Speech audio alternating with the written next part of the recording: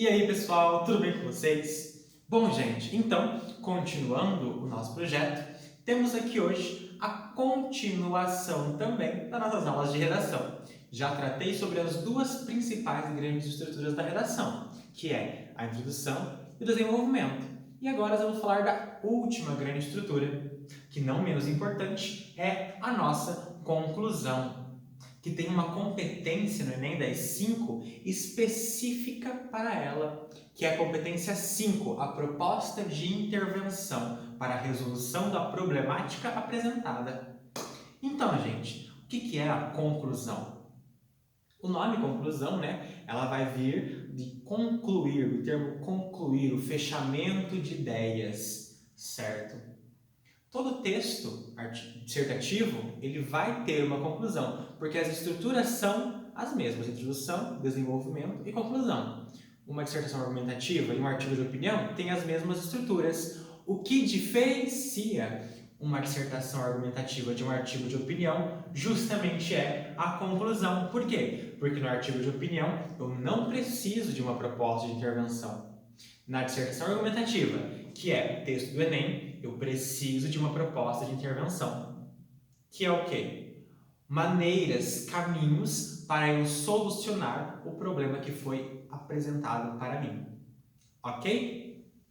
Então, gente, a conclusão, ela basicamente, seguindo a competência que nós temos que abordar, ela vai ter a tese, proposta de intervenção e respeito aos direitos humanos como norte. Beleza? Por que a tese? A tese não é uma...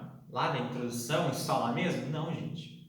A tese é o norte para todo o corpo textual. Você expõe ela na introdução, mas seu desenvolvimento é em cima dela. A sua conclusão é em cima dela. E especificamente aqui, na conclusão, você tem que fazer o quê? A retomada da tese. Ou seja, o que é a retomada da tese? É você pegar aquela ideia principal lá da sua introdução e colocar novamente, mas não copiado, né? Você vai usar conectivos, vai usar uma construção daquela frase com outros termos, com sinônimos, mas que vai falar o quê? Exemplo. Tendo em vista os fatos, antes de falar exemplo, tema, no caso, democratização do acesso ao cinema no Brasil, tema do Enem 2019. A minha tese era que não tinha investimento, precisava ter investimento, disparidade social e tudo mais. Então, uma jogadinha agora para vocês, quando a tese for muito grande assim e vocês forem retomar ela, resumam, gente. Pega o tema de vocês e coloca na tese de retomada. Tendo em vista os fatos mencionados, é necessário, indubitavelmente, mudanças na democratização do acesso ao cinema no Brasil. Por quê? Eu não citei os problemas da minha tese, logicamente, falei que eu sou...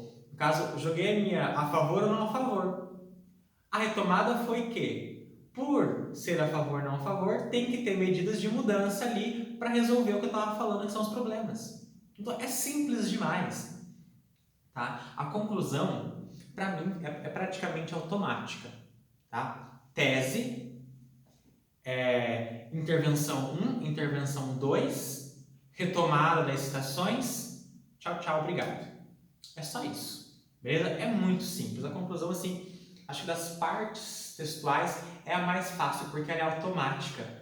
Tendo uma competência específica para ela, ela acaba sendo um pouco padronizada.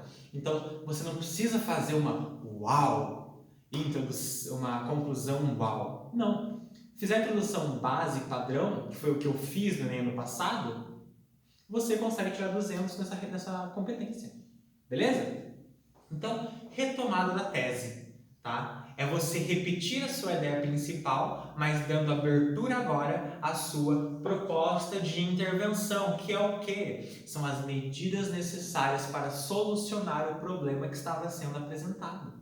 Se eu fizer isso, isso e isso, vai resultar nisso, que logicamente é o quê? A resolução do meu problema, ou então o começo da resolução, ou o melhoramento da atual situação que está sendo apresentada no nosso tema, no nosso texto.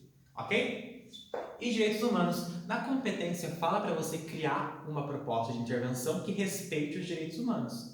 Então você não pode impor ou sugerir nenhuma norma, uma regra, ou seja, alguma ação social ali que vá de encontro e desrespeite os direitos humanos. Então você não pode falar, por exemplo, que você quer que o governo mate as pessoas. Não pode, né? É uma coisa absurda, certo? Então você tem que criar meios e ideias, não diretas, mas indiretas. Vamos supor que você queira que o governo mate as pessoas, vamos supor isso. Então você vai criar mecanismos que vão rodear essa sua ideia principal, mas respeitando os direitos humanos, beleza? Não desrespeite órgãos, não xingue o governo, não fale mal do governo, critique de forma construtiva, falar mal é diferente, tá? Então é isso, gente. Ter a retomada da tese, propor alguma mudança e respeitar a partir dessas os direitos humanos, tá bom? E daí, né? Bom, na introdução, tudo o que eu citei na introdução, eu tenho que desenvolver ali nos parágrafos de desenvolvimento dos meus pontos de vista. E tudo que eu coloquei lá nos pontos de vista, né, como acusação, logicamente foi um problema sustentado por motivos, consequências da atualidade ali, né? E vamos supor que eu me baseei em algum deles em uma citação. Essa citação, ela tem que ser retomada, ela tem que ser eu falo repetida, mas não é repetido pelas mesmas palavras, tá? Existem mecanismos para você retomar a sua citação. Então, por exemplo, se você embasou um ponto de vista em cima do sociólogo Emile Durkheim, que falava que o indivíduo é o produto da sociedade do ambiente que vive, tá? Agora, como eu falei que a conclusão é padronizada, se liga nesse meio fácil e rápido de fazer. Você não precisa falar tudo de novo o que Emile Durkheim falou, até porque você não tem linha suficiente para isso, meu filho. Não tem, tá? O que você tem que fazer? Você vai propor a intervenção, né? Porque é o seguinte, você fez 2 pontos de vista. Então são 2 intervenções, uma intervenção para cada um. Beleza? E você sustentou lá um deles com Emile Durkheim. Você coloca, né, no caso, por exemplo, se tem cinema para um, não tem cinema para outro, de acordo com Durkheim, ocorre uma disparidade social porque o indivíduo vai ser o produto do ambiente que ele vive. Então, a intervenção era o quê? Criar novas salas de cinema para assim estarmos de acordo com a tese de Emile Durkheim, para assim estarmos respeitando ou seguindo o pensamento, as ideologias do autor citado, tá? A minha conclusão no Enem foi o seguinte, eu falei que a política estava falhando, eu citei a função da política de Aristóteles, né, que era preservar a integração entre os indivíduos de uma sociedade, e Durkheim, que eu acabei de falar para vocês, essas duas. Então, digamos assim, em cada ponto de vista, eu embasei como uma citação, tá? Na intervenção, eu meio que repeti as teses deles, né? Ou seja, tem que fazer isso aqui para quê? Para haver maior integração social e uma menor disparidade social, bem como Aristóteles e Durkheim, respectivamente, estabeleceram em suas teses. Eu que retomei a tese deles a partir de propostas de intervenção ligadas ao que eles falavam. Então, retomar uma citação, ou seja, retomar todos os pontos de vista e teses, não significa repetir o que você já escreveu, certo? Significa você dar outra visão, um novo ar para aquilo que você já escreveu, só que de forma que você está concluindo e finalizando a sua ideia. Senão você escreveria pro resto da vida, né? Se você não concluísse ali naquele momento. A citação de ministérios, instituições e órgãos públicos, que é de extrema importância, porque é isso que o Enem quer. Ele quer que você dê uma ação para o governo e uma ação para a população também. Porque tem aquela dualidade que eu falei, 50% governo, 50% população. Não é só o governo que resolve, não é só a população que resolve. Ambos resolvem, porque os dois vão colaborar e se integrar e vão resolver esse negócio. beleza? Então, quando eu for citar geralmente a gente cita ministérios, tá? E aqui ocorre um grande erro na maioria das pessoas, citam o ministério errado. Gente, antes de ir para o Enem, vocês pegam toda a lista dos ministérios do Brasil, beleza? E entende certinho a função de cada um. Para que lá no Enem, na proposta de intervenção, você coloque o ministério referente àquela problemática que foi apresentada, tá? Porque, por exemplo, outro detalhe aqui, ó. Existem ministérios que envolvem pastas, por exemplo, agora, Ministério da Cidadania. Cidadania vai envolver o quê? Ministério da Cultura, o antigo da Cultura, o antigo do Esporte e Lazer e o antigo do Desenvolvimento Pessoal, alguma coisa assim, que era desenvolvimento da personalidade da pessoa. Então, gente, são 3 ministérios dentro de um. Já pensou? Aí se o tema lá é cinema, o que o esporte tem a ver com o cinema? Não tem nada a ver. Né? Então, o certo é você citar quando existem ministérios dentro de um ministério, você cita a pasta da cultura, a pasta do esporte, a pasta do desenvolvimento, eu esqueci como é que é, desenvolvimento pessoal lá. Bom, então é isso, gente. Cita o ministério principal com a sua função principal, se for relacionado ao seu tema, e se for um ministério que existem diversas funções dentro dele, citem pastas, a caso você seja mais específico. Instituições seriam, por exemplo, Ancine, seria a ANTT, todas essas instituições governamentais que têm uma função específica dentro do papel sociedade e governo. Por exemplo, aqui no Paraná, temos a Sanepar que cuida da nossa água. Então, se ocorresse, por exemplo, um problema de crise hídrica no Paraná, vamos supor assim, seja vestibular que está falando do Paraná, e eu quero dar uma função para a Sanepar. A Sanepar é uma instituição pública, né? Então, seria aí um exemplo. E órgãos públicos também são, além das pastas ministeriais, são todas as outras extremidades, polaridades que o governo abrange. Tudo que o governo comanda, empresas estatais, certo? Correio, por exemplo. Correio é estatal, então é um órgão público também, tá? E agora, é um esqueminha aqui para você propor uma intervenção, para você propor uma mudança. Primeira coisa, eu tenho que saber qual que é o meu problema, certo? Então, você tem um problema que você falou em um ponto de vista lá no desenvolvimento.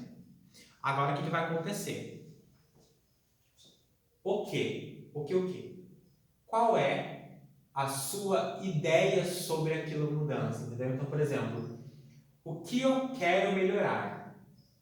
Eu quero melhorar o acesso ao cinema? Quero melhorar a democratização? Ok, então já sei o que eu quero melhorar.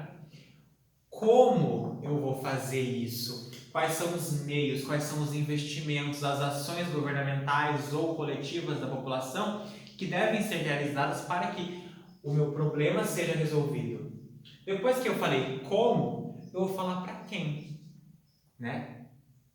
É necessário que o governo crie mais salas de cinema para que a população tenha um acesso maior.